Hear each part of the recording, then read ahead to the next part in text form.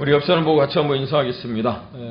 오늘 성탄절이죠. 메리 크리스마스, 메리 크리스마스, 할렐루야. 감사합니다. 오늘 성탄 축하 감사 예배입니다. 어제는 성탄 주일 예배로 연예틀 여러분들이 또 교회를 오셨는데, 오늘도 하나님 예비하고 또 준비하신 하늘의 신령한 복과 땅의 기름진 복을 충만하게 맡겨주시길 주의 이름으로 축원을 드립니다. 성탄절 또 연말을 맞이해서 우리가 예수님에 관해서 알아가고 있지 않습니까? 예수님은 누구신지, 예수님이 이 땅에 왜 오셨는가, 길을 잃은 우리에게 길이 되어 주시기 위해서 이 땅에 오셨다는 거예요. 그리고 오늘 그 예수님이 우리에게 희망이 되시는 줄로 여러분 믿으시기를 바랍니다. 예수님이 희망입니다. 예수님. 여러분 혹시 다른 해보다 올해 유독 크리스마스 트리가 주변에 많이 보인다는 생각을 해보신 적이 있으실까요? 제가 사진 찍는 게 취미여서 그런지 몰라도 주변을 이렇게 돌아보면 곳곳에 성탄 트리가 세워져 있는 것을 봤습니다. 여러분 그 성탄 트리를 보면서 어떤 마음이 드셨을까요? 일하기 바쁜데, 먹고 살기 바쁜데 성탄 트리가 서 있는지 안 서 있는지 별로 관심이 없었어요. 이런 분들도 계실지 모르겠지만, 유독 성탄 트리가 많이 세워진 것을 보면서 제가 한편으로 사람들에게 여유가 좀 생긴 건 아닌가 그런 생각이 들었어요. 또 그만큼 여유를 갖게 된 것은 아닌가 하는 어떤 마음에 제가 좀 희망을 보는 것 같아요. 희망. 그렇게 올해가 다 저물어 가고요. 이제 2024년을 새롭게 맞이하게 되는데, 제가 그런 시선으로 세상을 바라보며 희망을 찾았듯이 주님이 주신 권세와 능력을 통해서 비록 지난 한 해 내가 정말 힘들게 일했음에도 불구하고, 수고하고 애썼음에도 불구하고 소출이 작았다 할지라도 새해 2024년을 바라보는 우리의 시선과 마음은 작은 소망 하나라도 갖고 누릴 수 있는, 이제 2023년이 한 일주일 정도밖에 남지 않았는데 그 연말 이 시간 여러분 귀한 시간이 되어지고 그런 어떤 복을 받게 되는 아름다운 시간이 될 수 있기를 주의 이름으로 축복합니다. 우리가 차를 타고 오면서도 그런 얘기를 했어요. 올해 눈이 정말 많이 온다. 또 화이트 크리스마스가 7년 만에 우리가 이렇게 맞고 있다. 이렇게 뉴스들이 나오고 있는데, 날씨가 갑자기 추워지지 않았습니까? 날씨가 추워지다 보니까 몸도 마음도 이렇게 움츠러 들기는 하지만 그 추위를 즐기시는 분들도 계세요. 하지만 추위라고 하는 게 한편으로 생각해 보면 공포일 수 있죠. 공포. 그렇습니다. 이 세상 속에 던져진 인간은 항상 공포와 두려움 가운데 살아가고 있는 게 분명해요. 그렇다면 인간이 가질 수 있는 공포에는 어떤 종류가 있을까? 학자들에 의하면 한 6가지 정도로 분류를 한답니다. 가난에 대한 공포, 노쇠에 대한 공포, 비판에 대한 공포, 시련에 대한 공포, 질병에 대한 공포, 그리고 죽음에 대한 공포예요. 그 가운데 인간만이 갖는 독특한 공포가 바로 죽음에 대한 공포가 아닐까 그런 생각이 듭니다. 왜냐하면 다른 거는 경험해 볼 수 있는데 죽음이라고 하는 건 경험해 볼 수가 없는 거잖아요.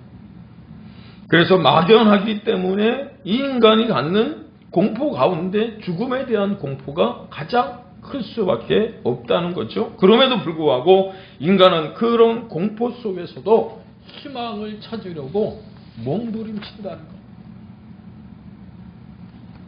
사랑하는 여러분, 오늘따라 연세 드신 분들이 많이 오셨는데, 우리가 외우는 숫자가 있죠. 아파트의 비밀번호가 뭡니까? 저한테는 슬쩍 가르쳐 주셔도 될 것 같은데, 집에 가면 오늘 우리 큰사랑교회 모든 성도님들의 집 비밀번호는 다 바꾸시는 거예요. 뭐로 바꾸냐? 9988234. 들어보셨나요? 9988234 99세까지 팔팔하게 살다가 한 이틀 3일 앓고 돌아가십니다.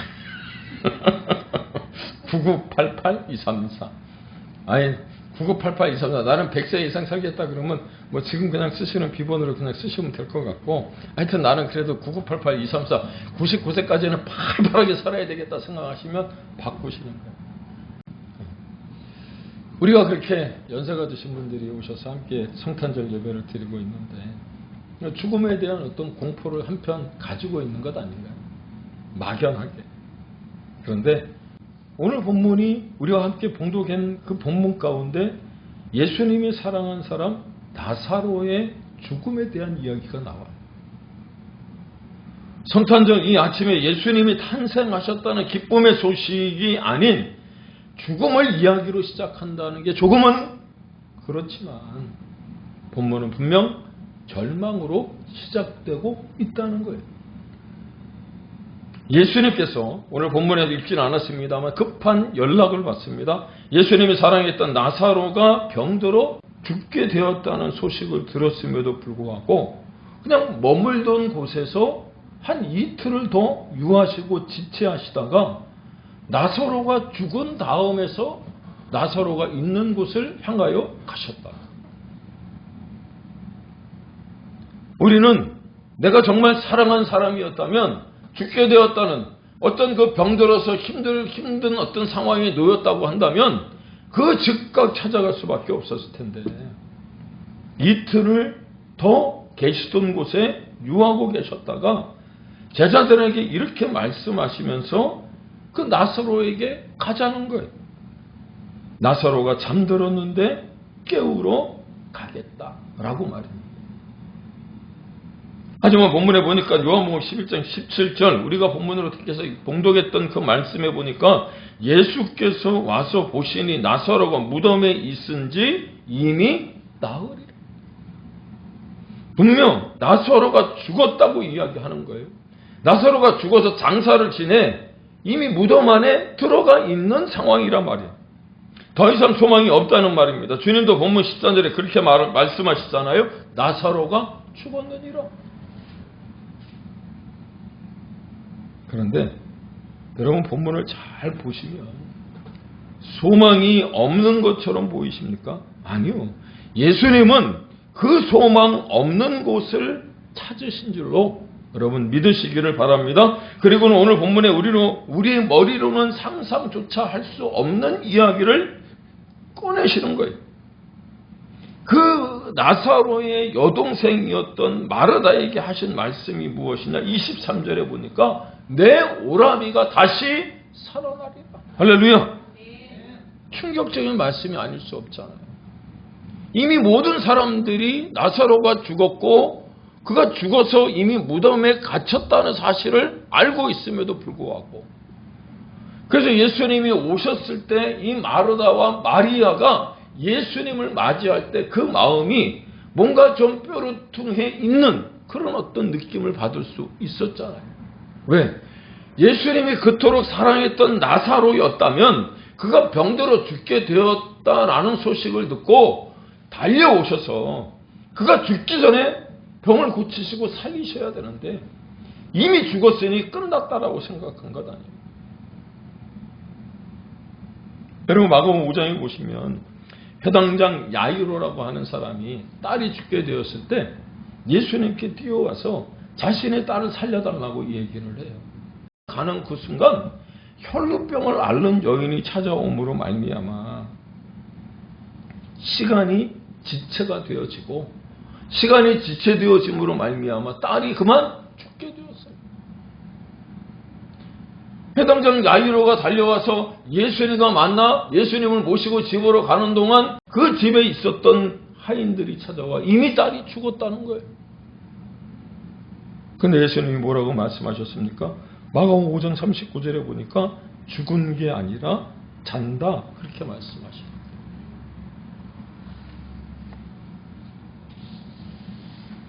그렇습니다. 꿈과 소망을 가지고 기도하며 믿음으로 나갔다고 하더라도 절망적인 순간에 이를 때가 있다는 거예요. 여러분, 치유와 치료가 어떻게 틀릴까요? 우리는 병에 걸리면 지금 당장 하나님 앞에 나가 기도하고 부르짖는 가운데 내가 그 병에서 나음을 입는 치료를 받기를 원하잖아요. 뿐만 아니라 병원에 가서 의사에게 진단을 받고 의사가 처방해주는 약과 주사를 통해서 그 병에서 나음을 입기를 원하지 않습니까? 그런데 하나님 앞에 나아가서 우리가 치료를 받기를 원하여 하나님께 간구하더라도 그 병을 치료받지 못할 경우들이 생겨요. 그런데 주님께서 그 전에 해주시는 일이 무엇이냐면 치료보다 더 중요한 것은 치유예요. 치유. 그 병으로 말미암아 이미 상해진 그 마음을 주님께서 고쳐주시고, 할렐루야, 그 마음을 만져주셔서 그 삶의 치유가 일어나면 그 병까지도 치료받게 되는 줄로 믿으시기를 바랍니다. 때로 그렇게 나갔음에도 불구하고 치료받지 못했다. 치료받지 못하는 경우가 생기죠. 사도 바울이 그랬잖아요. 자기가 가지고 있는 육체의 가시를 위해서 성경에 보니까 3번 기도했다고 그러거든요. 그 병이 간질인지 안질인지는 모르겠지만 여러분, 내가 한번 생각해 보십시오. 내가 가지고 있었던 병을 가지고 하나님 앞에 나가서 기도하는데 3번만 기도했겠습니까? 주야, 장창 그 병을 낫게 해달라고. 그렇죠. 야이로 회당장, 그 딸이 죽게되었을 때 혈루병으로 앓았던 그 여인이 찾아와서 몇 년 동안, 우리 12년 동안 계속해서 하나님 앞에 기도했을 것 아니에요? 그럼에도 불구하고 병에서 낫지 못했을 때 여러분, 그 삶이 얼마나 처참하겠어요? 비참하겠어요?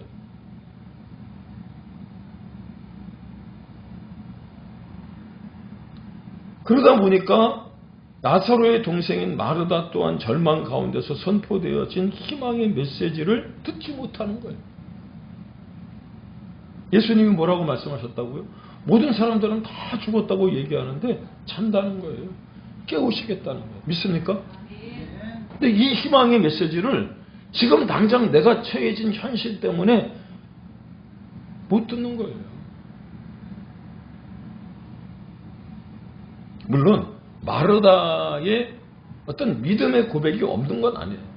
지난번에 배웠던 것처럼 그 당시에 같이 살고 있었던 대제사장 계열의 사두개인 같은 경우는 부활을 믿지 못했잖아요.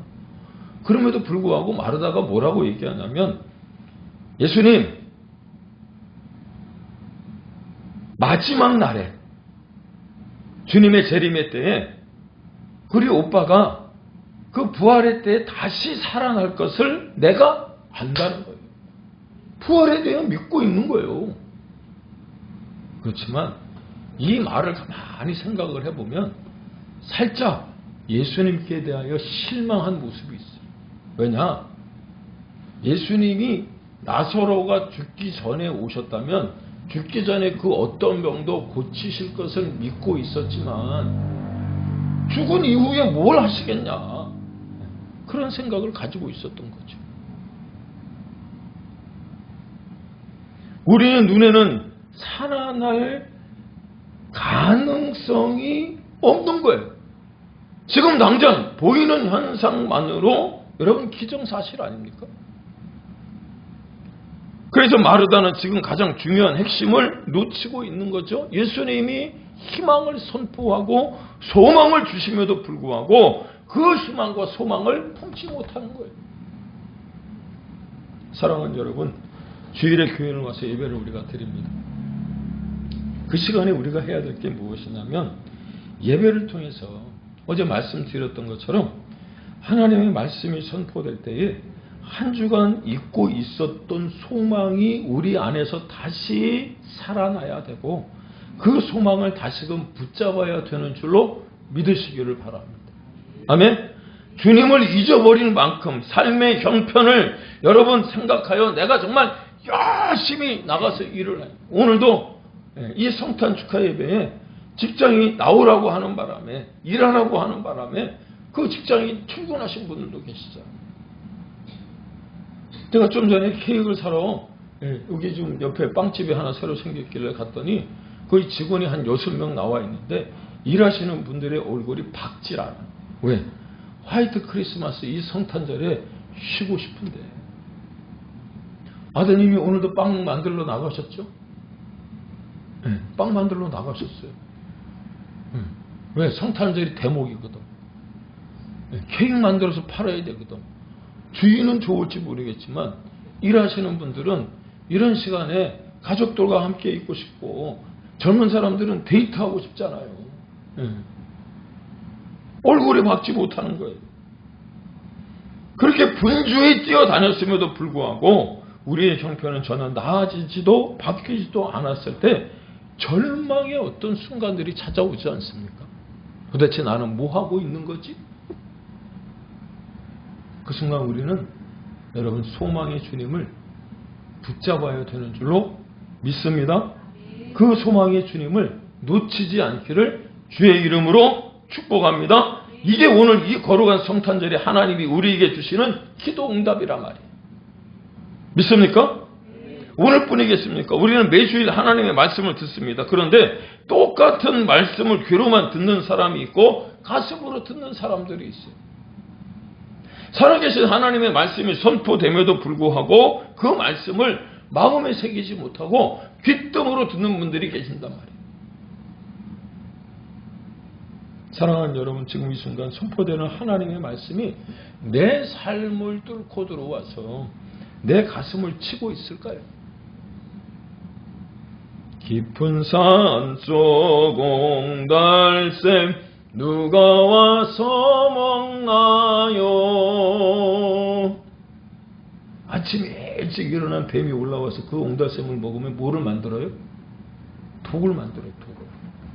그런데 느릿느릿 우보천리라고 소가 천천히 산에 올라와서 그 옹달샘을 먹으면 같은 물을 먹었는데 뭐를 만들죠? 우유를 만들어요. 우유. 그러므로 오늘 이 말씀을 듣는 우리 모두에게 새로운 소망이 일어날 수 있기를 주의 이름으로 축복합니다.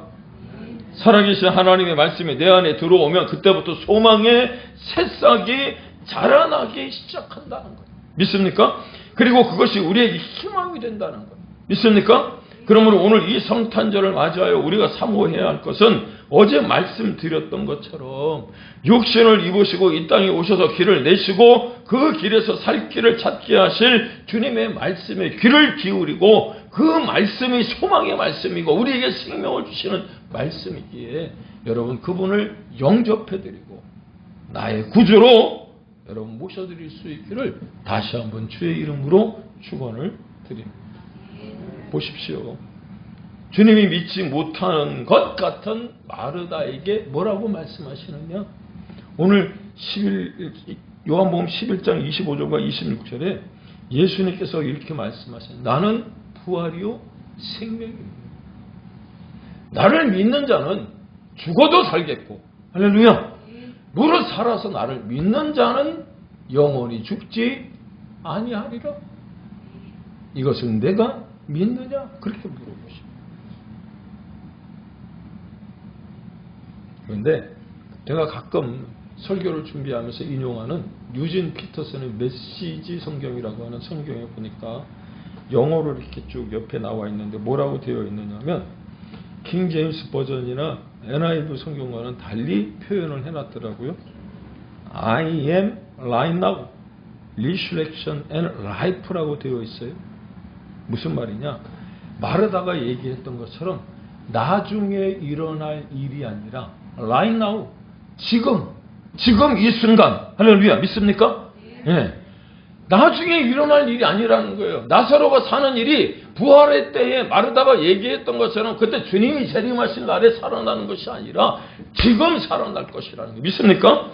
그럼에도 우리의 눈에 보이는 현상 때문에 혹시 여러분 내가 이 속된 말로 긴가민가 하나님의 말씀이 살아 역사하시는 말씀이 선포됨에도 불구하고 이 말씀을 믿지 못하시겠다면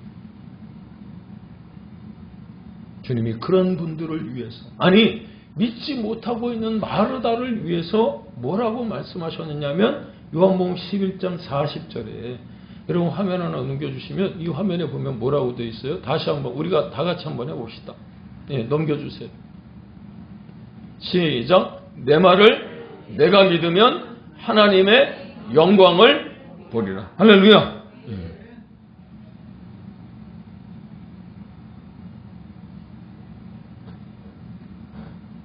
살아서 나를 믿는 자는 영원히 죽지 아니할 것이요 나를 믿는 자는 죽어도 살겠고 라고 하시는 이 말씀, 이것을 믿느냐라고 말씀하시며 하신 말씀이 뭐라고요? 주님이 하신, 하나님이 하신 그 말을 누가 믿으면? 마르다가 믿으면? 내가 믿는다. 무엇을 본다고요? 하나님의 영광을 보리라. 믿습니까?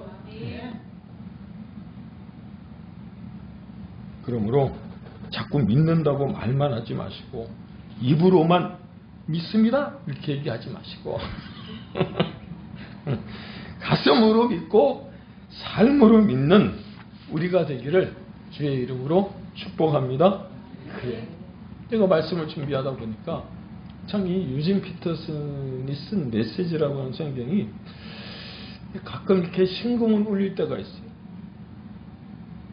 뭐라고 표현을 해놨냐면 우리 지금 보고 있는 개역개정이나 개역한글에는 표시되어 있지 않는 해석을 해놨더라고요. 방금 외친 요한복음 11장 40절을 유진 피터슨이 뭐라고 풀어서 써놨느냐면 이렇게 써놨어요. 그녀의 눈을 들여다보시며 말씀하셨다. 우리 성경에는 없어요. 사랑하는 여러분, 예수님이 지금 우리의 눈을 바라보시면서 그렇게 말씀하시는 거예요. 도대체 믿기는 하니? 믿기는 하니? 그거 물어보시는 거예요. 저 멀리 구만리 장천에서 하늘 끝에서 우리를 바라보시면서 말씀하시는 게 아니고 지금 내 옆에서 내 눈을 바라보시면서 믿기는 하고 있어? 마르다에게 그걸 지금 물어보고 있는 거예요. 믿었다는 거예요? 안 믿었다는 거예요? 못 믿고 있었다는 거잖아요. 안 믿고 있었다는 거잖아요. 주님이 뭐라고 말씀하셨다고요? 내 말을 내가 믿으면 하나님의 영광을 보리라. 왜요? 예수님은 우리의 희망이 되시기 때문입니다. 드디어 예수님이 무덤 앞에 나가십니다. 무덤은 절망이 있죠.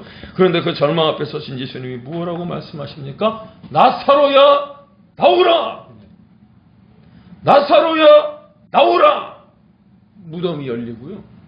보시는 것처럼 얼굴에 수건으로 가리고 수족으로 동동 묶여 있었던 나사로가 죽은 지 나흘이나 돼서 이미 냄새가 나고 있었던 나사로가 걸어서 나오는 거예요.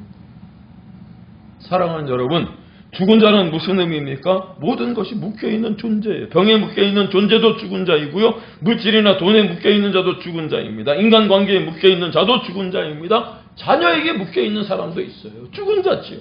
그러나 그런 우리에게 주님은 이렇게 외치시는 거예요. 나오라! 풀어헤치고 나오라! 아멘이신가요? 누가 말씀하시는 거죠? 나를 구원하신 예수님, 그분이 말씀하시는 거예요. 죽은 자를 살리신 예수님이 나오라고 하시는 겁니다. 묶여있는 많은 것들을 풀어놓고 그 무덤 속에서 나오라는 거예요. 자유를 선포하시는 겁니다. 언제? 나중이 아니라 지금 right now 이 순간에. 믿습니까? 지금 내가 뭔가에 묶여있다면 여러분 풀어헤치고 나올 수 있기를 주의 이름으로 축복합니다. 왜? 주님이 우리의 희망이 되십니다. 혹여 여러분 내가 살아갈 소망이 다 끊어져서 그냥 그 자리에 앉아있다면, 주저앉아있다면, 그렇죠. 우리가 그렇지 않습니까? 세상을 살다 보면 많은 줄이 끊어질 때가 있어요. 사랑의 줄이 끊어질 때가 있고요. 사업이나 성공이나 건강이나 남편이나 아내의 줄이 끊어질 때가 있어요. 때로는 마귀와 사탄의 어떤 그 휘둘림으로 말미암아 카운터 펀치를 맞고 링 위에 그냥 다운이 되어질 때도 있다라고. 그런데 그 순간 여러분 그 자리에 주저앉아 있지 마시고, 아니 주저앉아 있대 여러분 거기서 희망을 볼 수 있기를 바랍니다. 여러분 권투 해보셨어요? 권투? 제가 권투 해봤어요. 옛날에 펀치를 한 대 맞고, 여러분 그 스트레이트를 한 대 맞고 나면 사람이 약이 올라요. 이상하게 권투 글러브를 낀 채로 맞으면 맨주먹으로 맞는 것보다 더 약이 올라요.